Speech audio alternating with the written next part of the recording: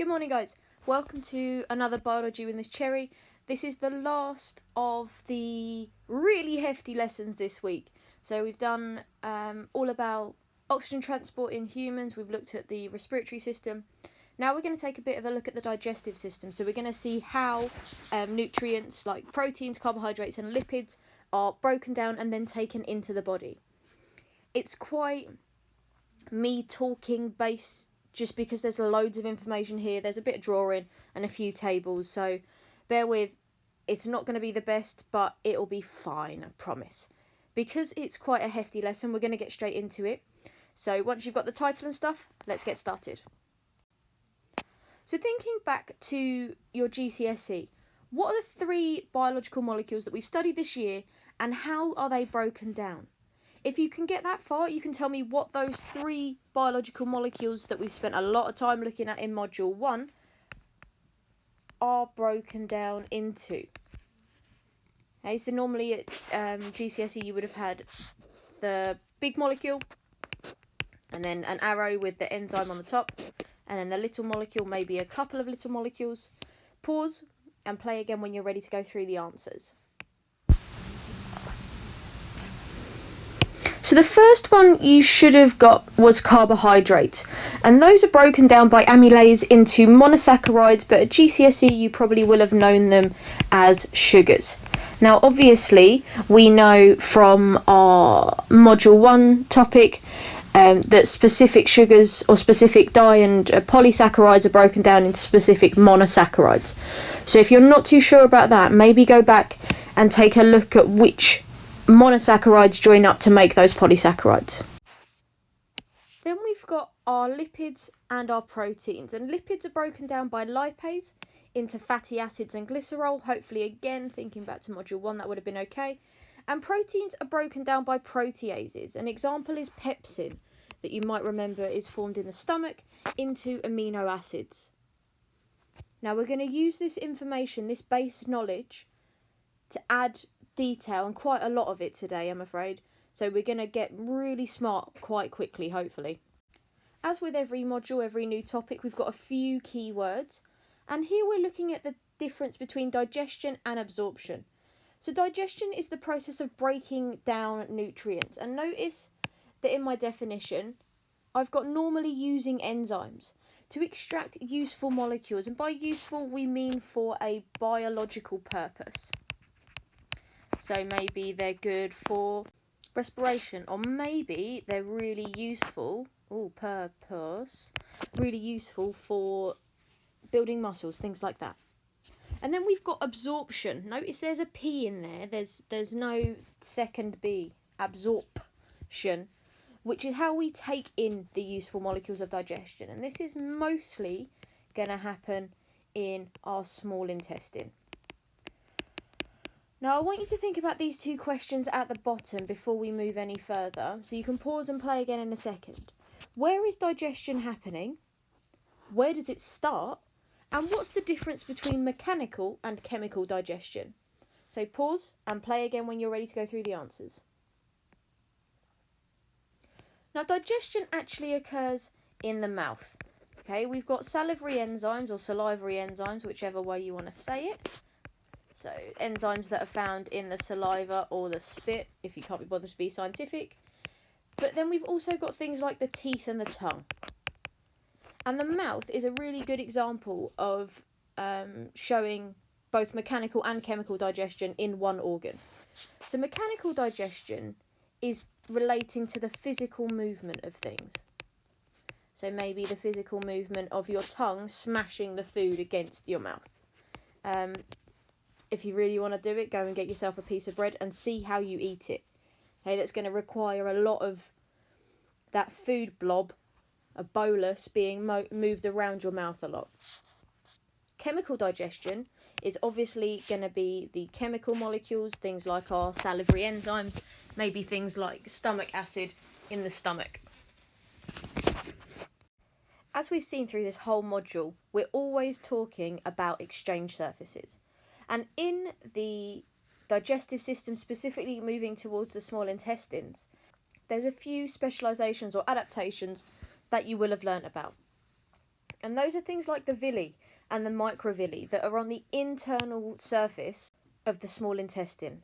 So if I've got a cell, an epithelial cell, for example, that's lining my small intestine wall, and this is the kind of diagram that we're going to look at later, so I've got the nucleus there.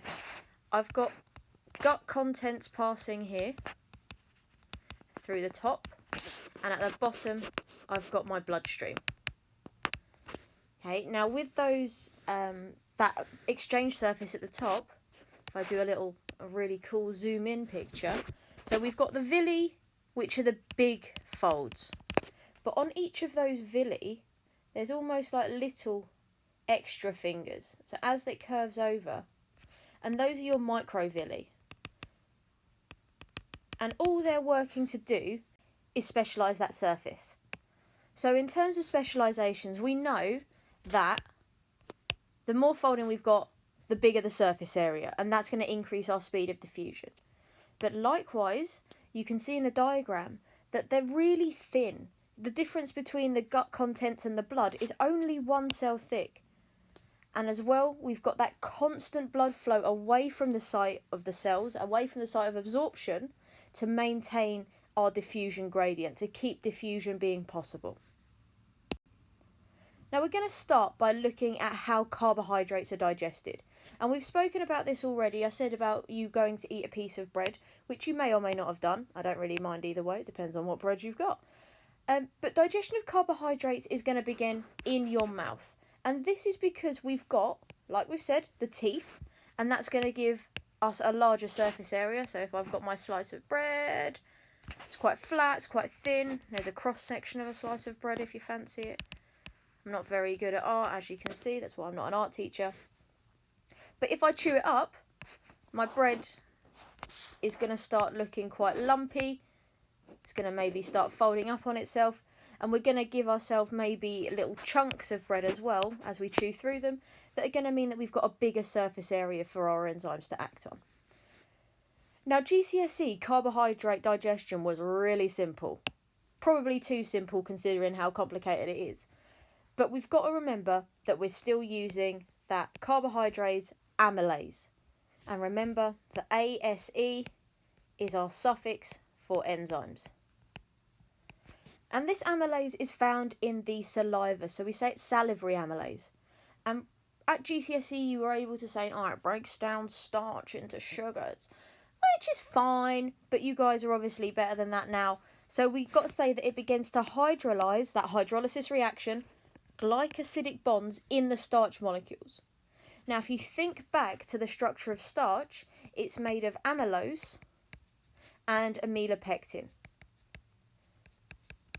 And it's quite a branch structure, so we need to start breaking down those bonds really quickly. We've also got the amylase enzyme and the saliva that's got mineral salts in it, and that's going to help us maintain a pH so the enzyme functions effectively. And if we think back to module 1, we know that enzymes have got that optimum pH, and after that they sort of just go like, nah, I'm not going to do it, I'm not doing it, I'm not going to work. So we need to try and keep as close to that optimum as possible. Now, as we've said about amylase, it's produced in the mouth, but it's also made in the pancreas, a little bit further down in the digestive system. And what it does is it hydrolyzes those alternate glycosidic bonds. So not every glycosidic bond is broken down by amylase.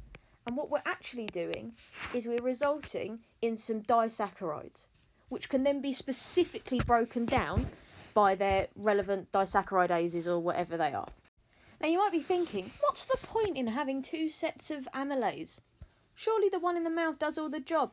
Well, I don't know about you, I eat like an absolute pig, so food doesn't stay in my mouth for very long, and by the time I've swallowed it and it's gone into my stomach, all of that acid, that hydrochloric acid and all of that good stuff is actually going to denature the salivary amylase. If you think back to a couple of slides ago, we remember that we've got those mineral salts that help to keep that optimum pH. That acidic pH, nah, no bueno, no good. However, at the small intestine, that pancreatic amylase is going to help finish off the job of the salivary amylase. So ultimately, we're going to get that big polysaccharide breaking down into nice small disaccharides, which are then a little bit easier to do stuff with. At that point, we can get carbohydrates are effectively disaccharidases, things like maltase, and we've spoken about maltase before, are produced by the epithelial cells in the small intestine. Now, epithelial cells are the ones that line tubes, and we're going to be talking about those a lot today. So if you imagine you've got epithelial cells on the inside of your mouth, because your mouth is effectively the beginning of your whole digestive system tube. Okay, everything that lines a surface, generally that faces inwards towards the lumen, is an epithelial cell. Now these carbohydrates, these disaccharidases, start to break down those disaccharides, and obviously they're going to break down the disaccharides into monosaccharides. For example, as we can see at the bottom, maltase hydrolyzes maltose, remember that sugar, into alpha glucose monosaccharides. And now they're just sitting in our gut lumen, our small intestine lumen, which is the science word for the gap in the middle. And now we've got to do something with them. So let's see how we do that. Now we know we're going to be looking at some kind of exchange surface. We know we're going to be looking at some kind of transport process. And actually, for all of these nutrients, diffusion is key. There's a little bit of active transport going on, and we'll look at that in a sec. But mainly, we're talking about diffusion. And diffusion in the gut is really effective. And that's because of a few factors that we're going to take a look at now. So the first one is that, again, I don't know about you, but I'm constantly snacking, especially when home, that I'm going to have an ongoing source of carbohydrates in my gut lumen. Okay, so that means that in my small intestine, there's always going to be a much higher glucose concentration. And remember, we've got those square brackets because I don't want to type concentration again, in the small intestine compared to the blood. That means that we've got a constant gradient. Love that. That means that we're going to end up having a nice slope for diffusion to happen down. Woohoo! And that means that glucose is able to continually diffuse down this gradient. However, then we've got to think about what the blood is actually doing with that glucose. And I'm hopeful by now you've recognised that everything is to do with respiration. So that glucose that's now in the blood tootles around the body and it gets picked up by cells that are respiring. Now, when those body cells use the glucose for respiration, they're going to reduce the concentration of blood in the glucose. They're taking it out. So we say taken out of circulation, and that gives us a constant lower concentration of glucose in our blood. And finally, we've got a little bit of a this is just a standalone point kind of thing. The small intestinal walls are really, really muscular. So what they do is they effectively squeeze and churn up the food of the small intestine. So if you imagine, like, once you've, had the first sip of a frube, you squeeze from the bottom up to try and get as much frube out.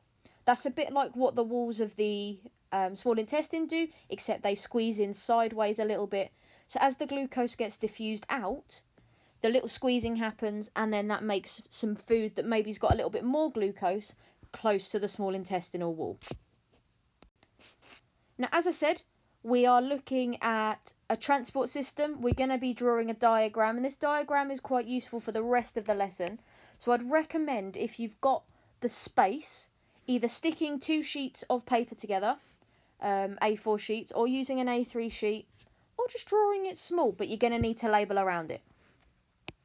So the diagram that you're looking at is going to look a little bit like this. And at the top, you're going to need some channels.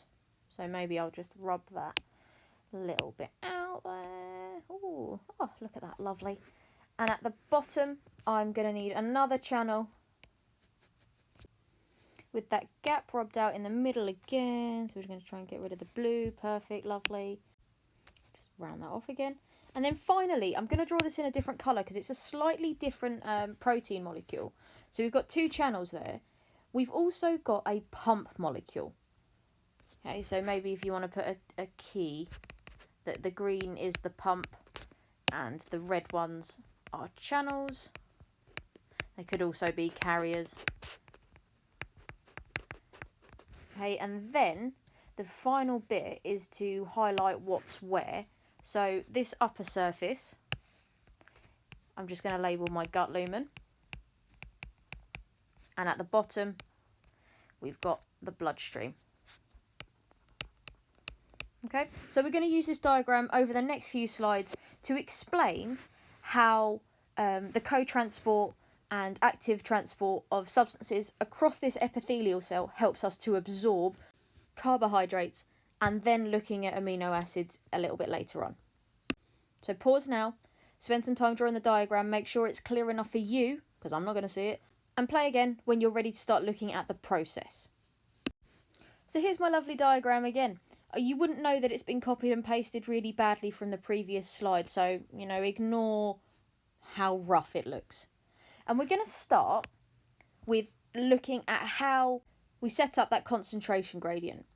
So the first thing we're going to look at, and I'm going to take this step by step, so please don't worry if you're confused just yet. We're going to start confusingly at the bottom. Okay, so I'm going to write a little number 1 next to it for you so you guys know where we're starting. And we start with the active transport of sodium out of that epithelial cell into the blood. Okay, so sodium, and remember it's sodium ions actively transported, because, you know, it's 7 o'clock in the morning, I'm not going to write this full. Sodium actively transported out of epithelial cells. But that's not all. We can add more detail to that part of the diagram, because what's actually happening is we're using a sodium-potassium pump. So what that means is that as the sodium is pumped out, potassium is pumped in. And we can say using a sodium-potassium pump. And we know that it's actively transported, so we can add a little looping diagram onto that protein that shows that we're breaking down ATP to ADP and PI, that inorganic phosphate. Now this pumping of sodium out of the epithelial cells using that sodium-potassium pump is going to set up a concentration gradient inside our epithelial cells. So set up concentration gradient inside epithelial cells. And what we've done there is we've basically started the rest of the process just by chucking some sodium out. But then obviously for that sodium now, there's a concentration gradient between the epithelial cells, where it's quite low in concentration now, and the salt from the gut lumen. So now, this is step 2, and I'm going to draw the arrow first, and then I'll add the detail. So step 2, up here, that sodium diffuses from the gut into the epithelial cell. And notice it's diffusion now, so we're not using any energy. Down the concentration gradient through a channel or a carrier. Okay, it's using a protein. But at the same time that that sodium is moving in, it also allows a glucose molecule to travel with it. Okay, and the glucose travels through exactly the same protein down here. I'm just going to draw it horribly down there. So this is step 3. And we can say that glucose is co-transported with the sodium ions from the gut lumen or small intestinal lumen into epithelial cells. Alright, and then the final step that we've got is just this glucose diffusing down its concentration gradient into the blood. So we put that in there, step 4. glucose or monosaccharides, shouldn't have been so specific, diffuses down the concentration gradient into the blood. And obviously, once we've got that glucose in the blood, it just gets carried away. So using a nice little green, so gets carried away. But so does the sodium as well. So maybe that could be 0.5. So glucose and sodium get moved away. That's your blood flow. And that maintains our concentration gradient. Okay? That's basically how we absorb carbohydrates, how we absorb our sugars, and then they go around the blood, remember, and they get diffused into cells for respiration. Now, looking at protein digestion, it's very, very similar to the digestion of carbohydrates. So again, we're looking at hydrolysis of bonds, but in proteins, they're peptide bonds. However, at GCSE, again, the protein digestion was quite simple, but now we need to know that there's 3 different types of enzymes involved.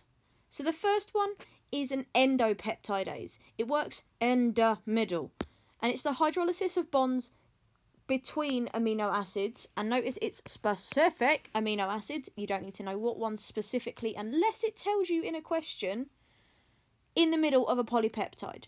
And we'll look at a diagram in a second just to explain a bit more about where these work if you're not too sure. We have got exopeptidases, and these work at the exits or the ends of our peptide, and these are going to hydrolyze those peptide bonds at the edges of our polypeptide chain.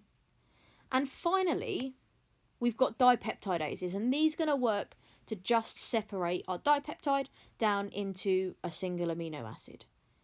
So we've got 3 different actions of the protease enzymes. So let's have a look at how they work just to clarify it in a little bit clearer fashion. We love a picture, don't we? So we can see that the exopeptidases are the ones that I've flagged up in red. And these are going to work at the ends of our polypeptide chain. But remember, if a chain is really long, then it's only going to work a little bit or only have a small effect. But if our amino acid chain is quite small, then the effect of these exopeptidases could be quite significant. Okay, we're going to get smaller little chunks. That means that the ends are very, very close to the middle. Yeah, if I didn't explain that very well. If I've got a big chain like this diagram, then the exopeptidases are only going to have a little effect. But if I've got a polypeptide chain that's maybe 4 amino acids long, if exopeptidases work at the ends, you can see there that I've automatically broken my polypeptide chain into small, quite usable sections of amino acid. Endopeptidases, however, break bonds in the middle of the polypeptide, and that's not to say that they work directly in the centre, so that in an exam you'd need to count, if it's a string of 13 amino acids, maybe find the 7th one. It's just not at the edges. Okay, and what they're doing is they're working to produce shorter polypeptides. And as our exo and endopeptidases work together, they're hopefully going to end up forming either dipeptides or individual amino acids. But I want you to think about this question, okay? It's a little pit stop question. It's a suggest, so use your knowledge. I'm not entirely sure why that circle's on the slide. Anyway, the first stage of protein digestion occurs in the stomach. Nice. An endopeptidase, such as pepsin, is the only protein digesting enzyme in the stomach. Only later in the small intestine are exopeptidases produced and mixed with food. I want you to pause now and spend a couple of minutes suggesting the advantage of endopeptidases working first and then exopeptidases having an effect. So pause and play again when you're ready to go through the answers. And what we should have had an answer is this. Okay? Endopeptidases alone, remember they work in the middle, can't form monomers by themselves. They rely those exopeptidases to just trim the ends off of that big strand. So all those endopeptidases do is to break down the big proteins into little parts of a chain. And that means that the exopeptidases can work more efficiently in the small intestine. Now, if you're a little bit confused about this or you're not sure what's going on, please pause now and ask me. Okay, if you want that explained a little bit more, maybe you want a little picture shown, please just ask. That's absolutely fine. And the final enzyme that we encounter, a final peptidase that we're looking at, is a dipeptidase. And these are found exclusively on the surface membranes of cells lining the small intestines. And they are going to help to hydrolyse dipeptides into amino acids. They are not floating. They are attached to the membranes. And these final products of digestion, the amino acids, are again taken in by the epithelial cells that are lining the ileum, which is a part of the small intestine, into the bloodstream. And then they go and bugger off to wherever else they need to go. And let's take a look at that process in a little bit more detail now. Haha! Your eyes are not deceiving you. I am in energy saving mode, so you can see here that the diagram is exactly the same. And that's because the absorption of amino acids is exactly the same as glucose. So all I'm going to do, because, I told you to draw this diagram big, is I'm just going to change a few words. So we're starting off with the same process. I'll just flag up where I'm looking using a little highlighter over the number. We're starting up by actively transporting the sodium out, using that sodium-potassium pump to set up the concentration gradient inside the epithelial cells. And again then, the sodium is going to diffuse from the gut into the epithelial cells, down the concentration gradient, through that channel or carrier protein. However, number 3, we're not transporting glucose anymore. I'm just going to do a cheeky rub out. Instead, we are talking about amino acids. And this is why I asked you to draw the diagram quite big, because if you're smart, you will have just maybe put a bracket above glucose and written amino acids as well. Remember that in some diagrams you can put glucose or amino acids because the process is exactly the same. So amino acids are co-transported with the sodium from the small intestinal lumen into the epithelial cells, and then again, quick little rub out.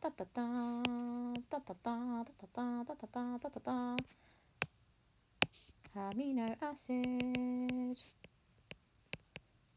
are going to diffuse down the concentration gradient into the blood, and then the final bit of rubbing out, or adding a little bracket, is that those amino acids, along with the sodium, are going to get pushed away. Okay, they're going to flow away with the bloodstream. Now, if you are a time-saving expert, also known as a professional lazy person, you will have just written amino acids around, and I'm sure some of you have. Congrats on being a professional lazy person. I too am a professional lazy person. However, if you did want to draw it out again, just pause now. You can draw it all out. It's exactly the same, but some of you are sticklers for presentation. I'm seeing you. You know who you are. And yeah, play again when you're ready to look at fats. Woo! Now, the final thing, as I said, that we're looking at is digesting lipids.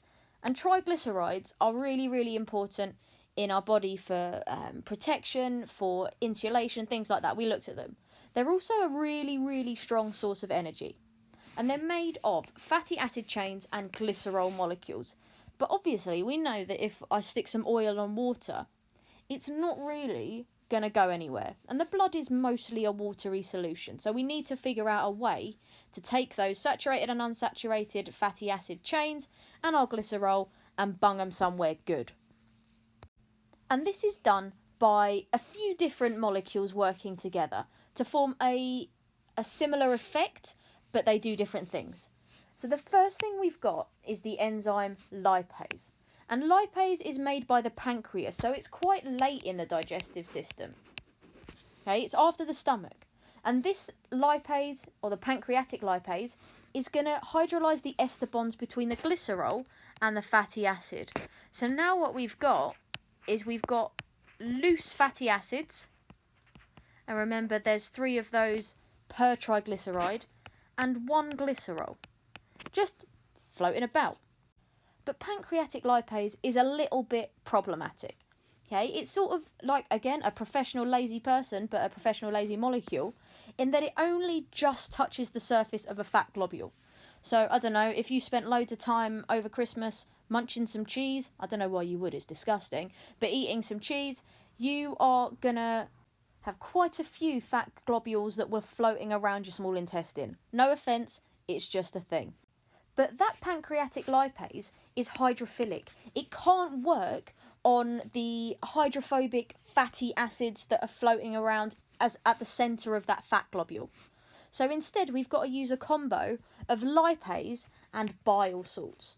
And the chemist among you might have seen this word amphipathic in your lessons. It just means that a molecule has both hydrophilic and hydrophobic parts. So these bile salts both love the water and hate the water at two separate parts of them. Bit like me in the sun, my face loves it, my legs and my body do not. I turn into a little drumstick lady. And that's like pink and white, pink and white, pink and white, not like a chicken leg. But this amphipathic nature of bile salts means that we don't have to worry about the fat being hydrophobic and the rest of the blood and small intestinal stuff being watery. And we're going to take a look in a second at how they work. But before then, we need to know where the bile salts come from. So they're quite ugly. I mean, they're quite blobby, and then they've got those little hydrophilic parts, the little blue dots on them. And they're secreted by the liver. Okay, so they're made there, and then they get stored like a little holding bay at the gallbladder until they're needed. So until they recognise, or the body recognises that there's fats to be digested, they're not going to be released. And when we release our bile salts, what they do is they surround the fat droplets. So you can see in the diagram, I've got a globule of fat made up of different sized fat globules, and the hydrophobic side of my fat globule is going to face inwards towards the fat. So you can see it's the yellow parts without the hydrophilic bits that are facing inwards. Now what that means is that there's no sort of repulsion between those two areas of the bile salts. And then we've got the hydrophobic regions facing outwards, a bit like if you think about the phospholipid bilayer, the hydrophilic regions face outwards towards the solution, so maybe things like the cytoplasm or the blood. And that means that they can be dissolved, they become soluble and form an emulsion.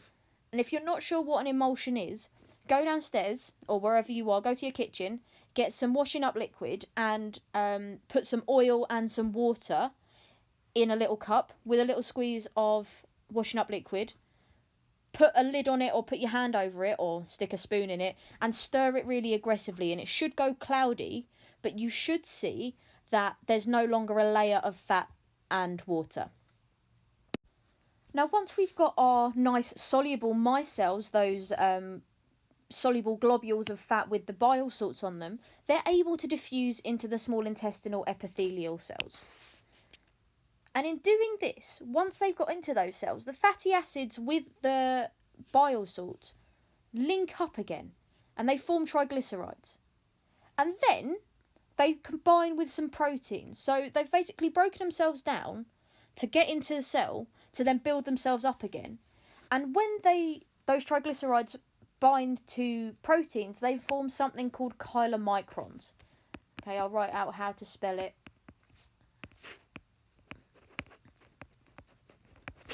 And these chylomicrons are how the fats move around the body after they're in the cell. Now these chylomicrons do not get diffused out of the cell. Instead, they get released via exocytosis from the basal, or the bottom, membrane, and that's the membrane of the small intestinal epithelial cell, and they go into something called a lacteal. And the lacteals are parts of the lymphatic system that run alongside vessels. So we've got things like our arteries, veins and capillaries, and we will have a look at the lymphatic system in a sec. But the lymphatic system is sort of as an adjunct to the circulatory system. So we get our chylomicrons and they're chucked into the lymphatic system, into that lacteal, and then the chylomicrons are broken down. So they break down then back into the protein, back into the fatty acids and into the glycerol. And then they're used up where things need lipids or stored. Okay, remember, excess fats, excess energy stored in the body. And here we've got a nice little diagram that shows a little bit more clearly, I guess, about what we were talking about. So we'll start up at the top. Got those big fatty acids that have got the bile salts on the outer layers. That's what those little sticks are.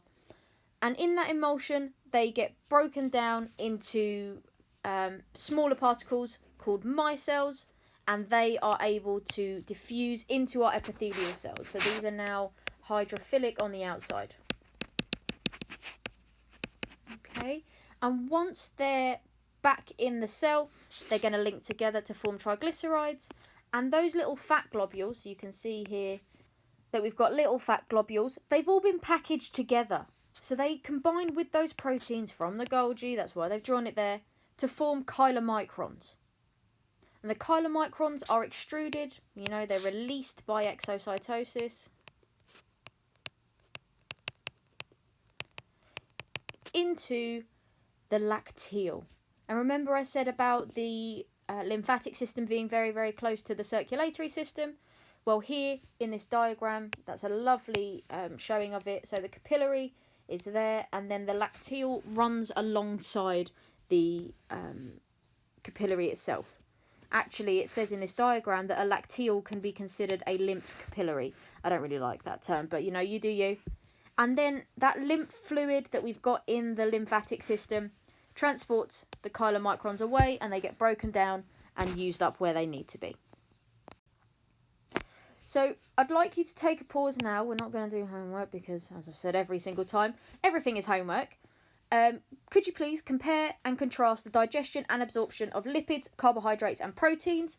Use your keyword sheets to direct you. You can use diagrams if you fancy, but I'd like to see that in your notes by the end of the lesson, please.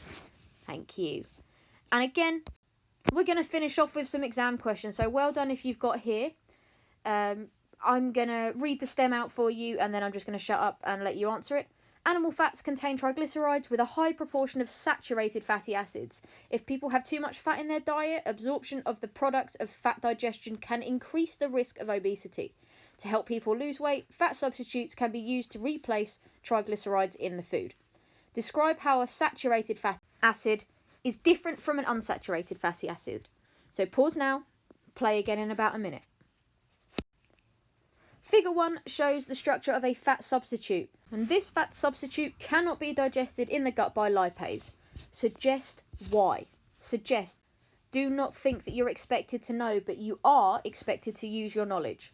It's 2 marks, so pause and play again when you're ready. This fat substitute is a lipid. Despite being a lipid, it cannot cross the cell surface membranes lining the gut. Suggest why it cannot cross cell surface membranes. 1 mark, pause, and play again. Different question now.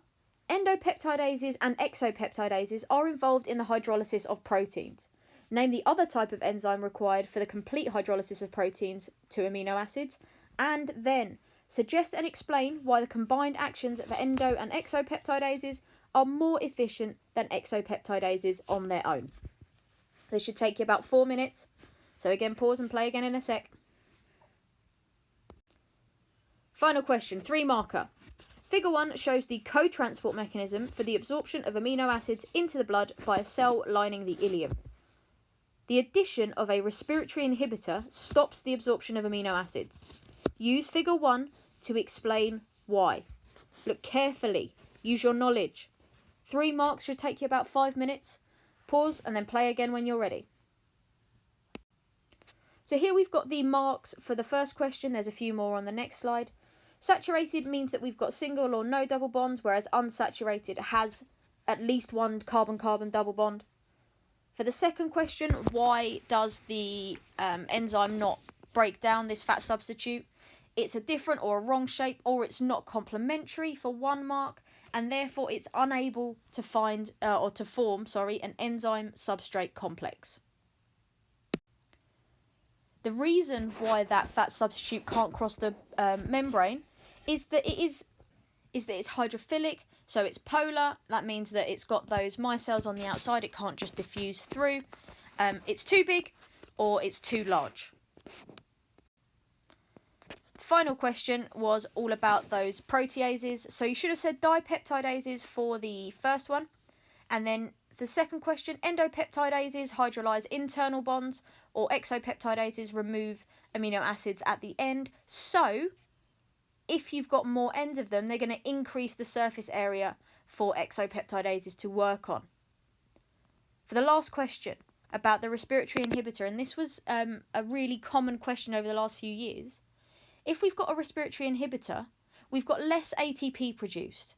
So sodium ions can't be moved out of the cell, and therefore we've got no sodium ion gradient or no concentration gradient for sodium to move into the cell with an amino acid. Okay, and this question was looking specifically at amino acids, so make sure you're looking at that. Notice that there's no mention of glucose here or a sugar.